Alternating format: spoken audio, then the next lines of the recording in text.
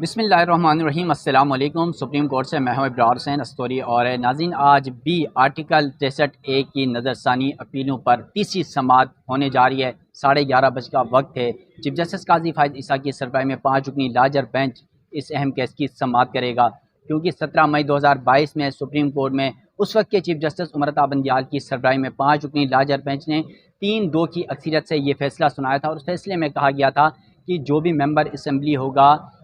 Voting کے دوران، خاص طور پہ کوئی بھی ترامیم ہوگی یا عدم اعتماد کا معاملہ ہوگا، اس پر اپنی پارٹی کے فیصلوں کے برعکس ووٹ دے گا، تو اس صورت پہ صدر اس وقت کے جو ڈاکٹر عارف علوی تھے، ان کی جانب سے سپریم کورٹ میں ایک ریفرنس بھیجا گیا تھا۔ اس ریفرنس پر سوالات پوچھے گئے تھے کہ اس صورتحال میں اس کی تشریح کی جائے کہ کیا ممکنہ طور پر ہو سکتا ہے۔ تو 3-2 کی اکثریت سے یہ فیصلہ سنایا گیا تھا کہ کوئی بھی ممبر اسمبلی اگر پارلیمانی پارٹی سربراہ یا پارٹی سربراہ کی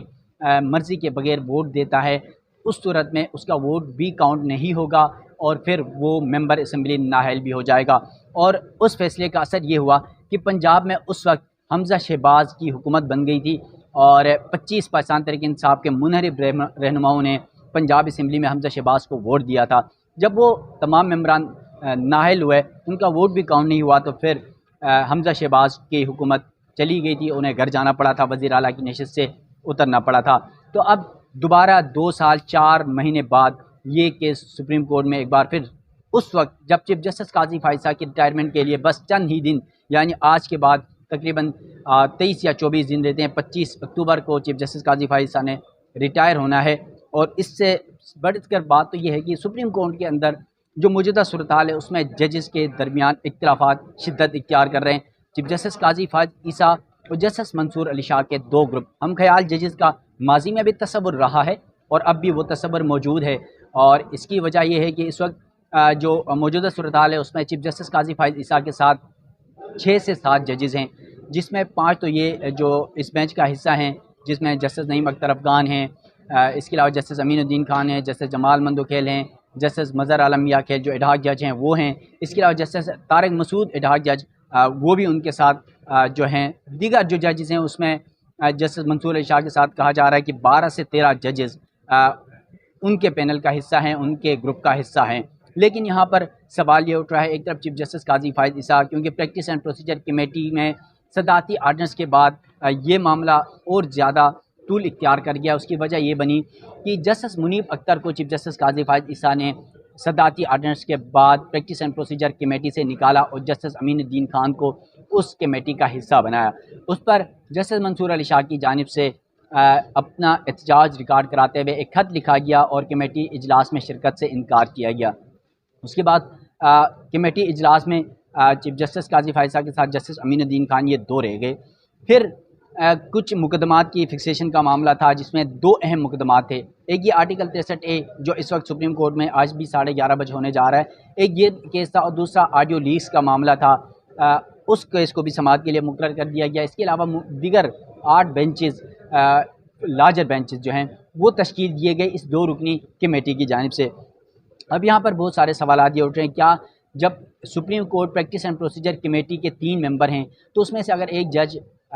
انکار کر دے، اس کمیٹی کا حصہ نہ بنے، تو اس کے بعد صورتحال کیا ہوگی؟ لیکن اس کا ابھی تک کوئی جواب نہیں ملا، مگر چیف جسٹس قاضی فائز صاحب اور جسٹس امین الدین خان پر مشتمل 2 ججز نے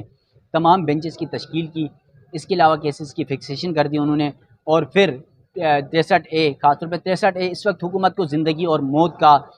یہ سمجھ لیں کہ ایک پروانہ بن چکا ہے۔ اس کی وجہ یہ ہے کہ اگر سپریم کورٹ سے جو چیف جسٹس امرتا بندیال کے فیصلے پر فیصلہ ریورس ہو جاتا ہے، جو 3-2 کا تھا، جس میں chief justice Amrita Bandial, justice اعجاز الحسن اور جسٹس منیب اختر نے اکثریتی فیصلہ دیا تھا، جسٹس جمال مندوکھیل اور جسٹس مظہر عالم میاں کھیل جو اس وقت ایڈہاک جج ہیں، ریٹائرمنٹ کے بعد 1 سال کے لیے ایڈہاک جج لگے، ان دونوں نے اس سے اختلاف کیا تھا۔ اس وقت کا یہ فیصلہ تھا 5 رکنی بینچ میں سے 3-2 کی اکثریت کا، کہ کوئی بھی ممبر اسمبلی اگر ووٹ کاسٹ کرتا ہے تو اس کا ووٹ بھی کاؤنٹ نہیں ہوگا اور پھر وہ ممبر نااہل ہو جائے گا۔ اس کے بعد سپریم کورٹ بار کے اس وقت کے صدر تھے احسن بھون صاحب، انہوں نے سپریم کورٹ میں نظر ثانی اپیلیں دائر کی۔ اس کے علاوہ حکومت PDM کی آئی، انہوں نے کی، اور دیگر جو فرقین ہیں ان کی جانب سے بھی درخواستیں دائر کی گئی۔ 2 سال 4 مہینے تک یہ درخواستیں پینڈنگ رہی اور اب سماعت کے لیے مقرر کی گئی۔ اس کے بعد جسٹس امین الدین خان اور چیف جسٹس کی سربراہی میں 2 رکنی کمیٹی نے 5 رکنی بینچ میں جسٹس منیب اختر کو بینچ کا حصہ بنایا۔ جسٹس منیب اختر نے پہلے ہی دن 2 خطوط لکھے رجسٹرار سپریم کورٹ کو، اور ایک پہلا جو خط انہوں نے لکھا اس پر کمیٹی اجلاس میں شرکت نہ کرنے کے حوالے سے تمام تر تحفظات سے آگاہ کیا کہ اس کمیٹی کے وہ فیصلے نہیں مانتے اور اس کمیٹی کا وہ حصہ نہیں بننا چاہتے، کیونکہ اس کمیٹی سے ہی جسٹس منیب اختر کو نکالا گیا تھا چیف جسٹس نے۔ پھر جسٹس منصور علی شاہ تو پہلے ہی اپنے تحفظات کا اظہار کر چکے تھے۔ اس کے بعد جب سماعت پہلے دن شروع ہوئی تو جسٹس منیب اختر کی سپریم کورٹ میں جتنا عرصہ مجھے ہوا تقریباً 7 سال میں نے دیکھا کہ 5 رکنی بینچ جب کمرہ عدالت آیا تو ایک نشست خالی رکھی گئی، یعنی جسٹس منیب اختر آئے نہیں، ان کی نشست خالی رکھی گئی، اور پھر چیف جسٹس نے کہا کہ ہم انہیں منانے کی کوشش کریں گے وہ بینچ میں شامل ہو جائے، اگر وہ شامل نہیں ہوتے تو پھر نیا بینچ تشکیل دیا جائے گا۔ اس کے بعد ہوا کیا کہ پھر منیب اختر سے رابطہ کیا گیا رجسٹرار سپریم کورٹ کے ذریعے، منیب اختر نے انکار کر دیا، تو پھر جسٹس نعیم اختر افغان کو اس بینچ کا حصہ بنایا گیا 2 رکنی کمیٹی کی جانب سے۔ اور کل بھی چیف جسٹس نے کمرہ عدالت میں اس بات کا اظہار کیا، اور رات کو جو آرڈر جاری ہوا حکم نامہ سپریم کورٹ کی کل کی سماعت کا، اس میں بھی بتایا گیا کہ جسٹس منصور علی شاہ نے کمیٹی میں بیٹھنے سے انکار کیا، تو جسٹس منیب اختر کے حوالے سے انہوں نے کہا کہ جسٹس منیب اختر سے رابطہ کیا گیا کہ وہ اس بینچ کا حصہ بنے، مگر انہوں نے اس بات سے انکار کر دیا اور وہ بینچ میں نہیں بیٹھنا چاہتے، تو ہم نے نعیم اختر افغان کو بینچ میں ڈال دیا۔ اس کے بعد باقاعدہ طور پر پھر سپریم کورٹ میں سماعت شروع ہوئی، اور جو سپریم کورٹ بار کے صدر ہیں سپریم کورٹ بار کی طرف سے شہزاد شوکت عدالت کے سامنے پیش ہوئے، اور انہوں نے باقاعدہ طور پر اپنے دلائل کا آغاز کیا، اور صدر جو ہیں شہزاد شوکت کی جانب سے عدالت میں یہ بتایا گیا کہ کیس میں 87 ریفرنس بھی تھا اور 184(3) کی درخواستیں بھی تھیں۔ اس پر چیف جسٹس پاکستان کی جانب سے کہا گیا کہ دونوں کو یکجا کر کے فیصلہ کیسے دیا جا سکتا ہے، 87 ریفرنس پر صرف صدر کے قانونی سوالات کا جواب دیا جا سکتا ہے۔ پھر انہوں نے کہا کہ فیصلے میں یہ کہاں لکھا ہے کہ ووٹ نہ گنے جانے پر رکن نااہل ہوگا، فیصلہ تو معاملہ جماعت کے سربراہ پر چھوڑ رہا ہے، جماعت کے سربراہ کی مرضی ہے کہ چاہے تو اس ممبر اسمبلی کو نااہل کرے اور وہ چاہے تو ممبر اسمبلی کو نااہل نہ بھی کر سکتا ہے۔ پھر چیف جسٹس نے کہا کسی جماعت کا رکن پارٹی کے سربراہ کو پسند نہ کرے اور ہٹانا چاہے تو پھر اس صورتحال میں کیا کیا جائے گا۔ اس پر پھر انہوں نے کہا کہ کیا آرٹیکل 63(a) سے متعلق فیصلہ آئین کے آرٹیکل 95 اور 136 کے برخلاف نہیں، یعنی آرٹیکل 95 یہ وہ آرٹیکل ہے جو وزیر اعظم کے لیے عدم اعتماد کے لیے استعمال کیا جاتا ہے، اور اس کا سوال چیف جسٹس نے پوچھا، اور پھر کہا کہ ضمیر کا فیصلہ کون کرے گا، لوگوں کے ضمیر میں کون جھانکے گا، فیصلے میں وضاحت موجود ہے کہ نااہلی سے متعلق کون سی شقیں از خود نافذ ہوتی ہیں اور کون سی نہیں۔ تو شہزاد شوکت کی جانب سے استدعا کی گئی کہ فیصلے کو واپس لیا جائے، اور اس دوران پاکستان تحریک انصاف کے عمران خان کے وکیل بیرسٹر علی ظفر جو سماعت شروع ہونے سے پہلے بھی انہوں نے بارہا کوشش کی کہ وہ اس معاملے پر بات کرنا چاہتے ہیں، اور بینچ پر وہ انہوں نے اعتراض بھی اٹھایا، تو چیف جسٹس کی جانب سے کہا گیا کہ جب سماعت کے اینڈ میں آپ کو سنیں گے، اور جب سماعت شہزاد شوکت کے جب دلائل اینڈ پہ پہنچے تو پھر چیف جسٹس نے کہا اب اس معاملے پر کون کون سے لوگ ہیں جو اس کی فیور کرنا چاہتے ہیں اس نظر ثانی درخواستوں کی، اور کون کون سے لوگ مخالفت کرنا چاہتے ہیں۔ تو بیرسٹر علی ظفر اور پاکستان پیپلز پارٹی کے وکیل فاروق ایچ نائک اور حکومت کی جانب سے ایڈیشنل اٹارنی جنرل عامر رحمان وہ عدالت کے سامنے پیش ہوئے، اور ان تینوں کی جانب سے اپنا اپنا موقف رکھا گیا۔ حکومت کی جانب سے ایڈیشنل اٹارنی جنرل عامر رحمان نے کہا کہ وہ سپریم کورٹ بار کی جو نظر ثانی درخواست ہے اس کی حمایت کرتے ہیں، اس کے ساتھ ساتھ پاکستان پیپلز پارٹی کی جانب سے فاروق ایچ نائک نے بھی یہی موقف رکھا کہ وہ ان نظر ثانی درخواستوں کی حمایت کرتے ہیں، اور یہ فیصلہ جو تھا وہ آئین کو ری رائٹ کرنے کا کے مترادف تھا، تو اس کی جو تشریح تھی وہ مناسب نہیں تھی، کیونکہ کوئی بھی شخص جب ووٹ کاسٹ کرے گا تو اس کے بعد ہی اس کی نااہلی ہو سکتی ہے، ووٹ کاسٹ نہ کرنے سے پہلے یا ووٹ کاؤنٹ نہ ہونے سے پہلے کیسے یہ ثابت ہو جائے گا کہ وہ ووٹ کر رہا ہے نہیں کر رہا ہے۔ تو اس پر جو پاکستان تحریک انصاف کے یا عمران خان کے وکیل ہیں بیرسٹر علی ظفر، ان کی جانب سے یہ موقف رکھا گیا کہ وہ ان درخواستوں کی جو ہے وہ مخالفت کرتے ہیں، اور انہوں نے وجہ یہی بتائی کہ کوئی بھی ممبر اسمبلی اگر اس طرح ووٹ کاسٹ کرتا ہے اور یہ فیصلہ ریورس ہو جاتا ہے تو پھر پارلیمان کے اندر ایک منڈی لگ جائے گی، فلور کراسنگ کے لیے رستے ہموار ہو جائیں گے۔ اور ماضی میں بھی ہم نے دیکھا جس طرح پنجاب اسمبلی کا میں نے تذکرہ کیا کہ پاکستان تحریک انصاف کے 25 منحرف ارکان نے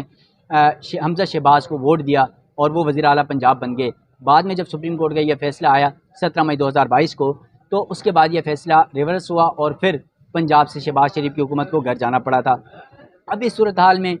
इस वक्त आपको पता है अहमियत इसी वजह से भी है कि पार्लियामान के अंदर एक नई कानून साजी यानी आईनी तरामीम के हवाले से चंद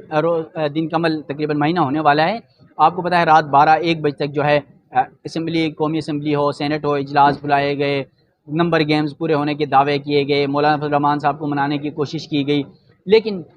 मामलात फ़ाइनल नहीं हुए और इसकी सबसे बड़ी वजह यही बताई जा रही है कि नंबर गेम पूरे नहीं हुए थे। अब नंबर गेम पूरे नहीं हुए तो अब सुप्रीम कोर्ट का अगर ये फैसला आता है तो मुस्तकबिल में होगा क्या, मैं आपको बता देता हूँ। पाकिस्तान तहरीक इंसाफ के मुमकिन तौर पर यह लग रहा है कि मौलाना फजल रहमान साहब जिस तरह उन्होंने स्टैंड लिया है तो उसके बाद शायद मौलाना फजल रहमान को एक ये तासुर देने की बात की जा रही है कि शायद उन्हें माइनस किया जा रहा है। और पाकिस्तान तहरीक इंसाफ से अब हुकूमत को चाहिए कितने 12 लोग चाहिए इस वक्त आईनी तरामीम के नंबर गेम पूरे करने के लिए। तो पीटीआई के 12 अरकान असम्बली को तोड़ दिए जाएंगे कौमी असम्बली से, और फिर सेनेट में 5 मेंबरान की ज़रूरत है हुकूमत को, तो 5 सेनेटर्स को वो तोड़ देंगे। होगा क्या अगर सुप्रीम कोर्ट का मुमकिन फ़ैसला, ये हम तो पहले ही कह चुके हैं कि फ़ैसला आना क्या है, फ़ैसला यही आएगा कि वोट काउंट होगा, लेकिन उसके बाद वो मेंबर असम्बली नाअहल हो जाएगा। अब वोट काउंट होने के बाद तो आईनी तरमीम हो जाएगी, और फिर इस सिचुएशन में जो आईनी तरमीम का मामला है, जो मेंबर असम्बली नाअहल हो जाएगा तो उसका अब नुकसान ज़रूर होगा उसी वक्त, लेकिन हुकूमत, इस्टेब्लिशमेंट, इलेक्शन कमीशन और काजी फायसा साहब जब ये चारों एक ही पेज पर हैं तो इस सूरत में होगा क्या, जो भी पीटीआई का मुनरिफ या बाकी रहनुमा होगा जिसने इस आईनी तरमीम के हक़ में वोट दिया अपनी पार्टी से बगावत करके या पार्टी फैसलों के बरखिलाफ़, तो उस सूरत में फिर होना है ज़िमनी इलेक्शन, चाहे वो सेनेट में हो या कौमी असम्बली की नशस्तों पर हो। तो उस सूरत में ये तमाम जो मैंने 4 लोग लिए, इस्टेब्लिशमेंट, हुकूमत, इलेक्शन कमीशन, चीफ जस्टिस काजी फायसा, ये सब मिलकर चाहे वो सेनेट में हो चाहे कौमी असम्बली में हो, उन मेंबरान को ज़िमनी इलेक्शन में भरपूर सपोर्ट करेंगे। और आपको पता है हुकूमत के पास बहुत सारे इख्तियारात होते हैं, चाहे वो फ़ंड्स की शक्ल में हो, चाहे वो ऐलानात की शक्ल में हो, वो इख्तियारात की शक्ल में हो, तो वो तमाम तर जो ताकतें हैं उसको इस्तेमाल करके उन मेंबरान को दोबारा लाने के लिए प्लान किया जाएगा, और फिर मुमकिन है कि उन्हें जितवा भी दिया जाएगा। लेकिन अगर थोड़ा सा मैं माजी का हवाला दे दूँ, पंजाब असम्बली का जब हुआ था, 25 पीटीआई के मुनरिफ अरकान जब नाअहल हुए थे तो उस वक्त दोबारा ज़िमनी इलेक्शन हुआ, तो यकीन मानिएगा कि 25 की 25 नशस्तें हुक्मरान इत्तेहाद उस टाइम हार गया था और पीटीआई जीत गई थी उन तमाम 25 नशस्तों पर। तो इस सूरत हाल में 8 फरवरी 2024 इंतखाबात का मामला देख लें, या इस सिचुएशन में जो इस वक्त अवामी मैंडेट और अवाम का जो फेवर पाकिस्तान तहरीक इंसाफ को मिल जाए, इस सूरत में अगर ज़िमनी इलेक्शन होता है तो क्या होगा। लेकिन सवाल ये है कि फॉर्म 45 और 47 का मामला है, जितवाने वाले कैसे भी जितवा देते हैं। दूसरी जानिब आज पाकिस्तान तहरीक इंसाफ के वकला भी सुप्रीम कोर्ट के बाहर एहतजाज करने आ रहे हैं जुडिशल पैकेजेस के हवाले से, आईनी तरमीम के हवाले से, और चीफ जस्टिस काजी फायसा की मुमकिन तौर पर एक्सटेंशन या आईनी अदालत के क़याम के हवाले से। तो आज आर्टिकल 63A की समाअत 11:30 बजे होने जा रही है। देखते हैं कि आज वकला क्या मौक़िफ़ रखते हैं, और मुमकिन तौर पर यह लग रहा है कि 2-3 दिन के अंदर ये सुप्रीम कोर्ट से फैसला आ जाएगा। लेकिन यहाँ पर सबसे बड़ा सवाल ये होता है कि चीफ जस्टिस काजी फायसा के साथ जो 6 से 7 जजेस हैं, दूसरी जानिब जस्टिस मंसूर शाह के साथ तकरीबन 12 से 13 जजेस हैं। इस सिचुएशन में कोई बड़ा धमाका भी हो सकता है। जो दीगर जजेस हैं, जस्टिस मंसूर शाह ग्रुप की जानिब से कोई बड़ा फैसला भी आ सकता है। फुल कोर्ट का मुतालबा किया गया, उस पर चीफ जस्टिस काजी फायसा अभी तक एग्री नहीं हैं। तो इस सिचुएशन में ये जो 12 से 13 जजेस हैं, ये क्या स्ट्रेटजी अपनाते हैं, इनका क्या मौक़िफ़ होता है, क्या कोई ख़त सामने आता है मुश्तरका तौर पर, या कोई इजलास बुलाया जाता है, या माजी में हमने देखा जैसे सजाद अली शाह को जब अक्सरियत सुप्रीम कोर्ट से खोनी पड़ी थी, वो चीफ जस्टिस थे, तो उन्हें घर जाना पड़ा था क्योंकि तमाम जजेस एक तरफ हो गए थे और चंद 1-2 जजेस उनके साथ थे, तो बिल आखिर उन्हें मजबूर हो गए इस्तीफ़ा देके घर जाना पड़ा था। कहीं चीफ जस्टिस काजी फायसा को भी इस्तीफ़ा देके घर जाना ना पड़े अगर ये 12 से 13 जजेस मैदान में आते हैं, कोई नया प्लान तरतीब देते हैं, कोई बड़ा धमाका करते हैं। तो देखते हैं आज आर्टिकल 63A की समाअत दोबारा होने जा रही है। इस समाअत में जो कुछ होगा उस हवाले से भी आपको आगाह करूँगा। सुप्रीम कोर्ट से मुझे दीजिएगा इजाज़त। अल्लाह हाफिज़।